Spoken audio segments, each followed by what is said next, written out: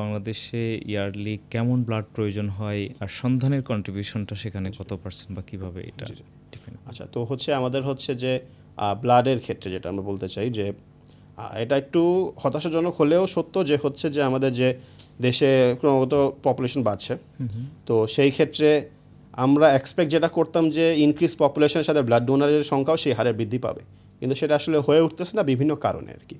তো আমাদের সেই রিপোর্ট সমীক্ষা অনুযায়ী গত 10 ইয়ার্সে বলতে পারেন যে হচ্ছে যে প্রায় 10 লক্ষ অধিক পরিমাণ ব্যাগ আমরা সন্ধানী থেকে দিতে সক্ষম হয়েছি।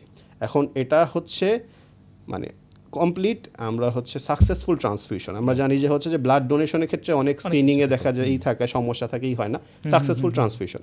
এটা হচ্ছে মোট যে দেশে ব্লাড ডোনেশন এবং ব্লাড ট্রান্সফিউশনের হচ্ছে 25% মতো আমরা হচ্ছে কভার করেছি, যেটা অন্য সব সংগঠন থেকে অনেক পরিমাণ বেশি। আমি নিজেদের ব্র্যাক করতে চাই না, কিন্তু অন্য কোনো সংগঠন একাই এত 25% ব্লাড ট্রান্সফিউশনে এটা আসলে এখন পর্যন্ত করতে পারে নাই, যেটা আমাদের জন্য আলহামদুলিল্লাহ ভাগ্য ভালো। হ্যাঁ, আপনারা কোয়ান্টামের কথা বলতে পারেন, তাদের ডোনার পুল অনেক বড়, কিন্তু আমাদের ক্ষেত্রে হয় কি যে ক্যাম্পাস ভিত্তিক বিবেচনায় আপনি বলছেন ক্যাম্পাস ভিত্তিক, এবং আমরা তো ডেট হসপিটালের সাথে রিলেটেড থাকি, তো সেই হিসাবে আমাদের এই 25% আসলে আপনি হসপিটাল সহকারে টোটাল কাউন্ট জি করছেন। জি জি। ওকে, তো সেই হিসাবে হচ্ছে আমাদের হচ্ছে এই 25% অন্য সহকারে আচ্ছা, হসপিটাল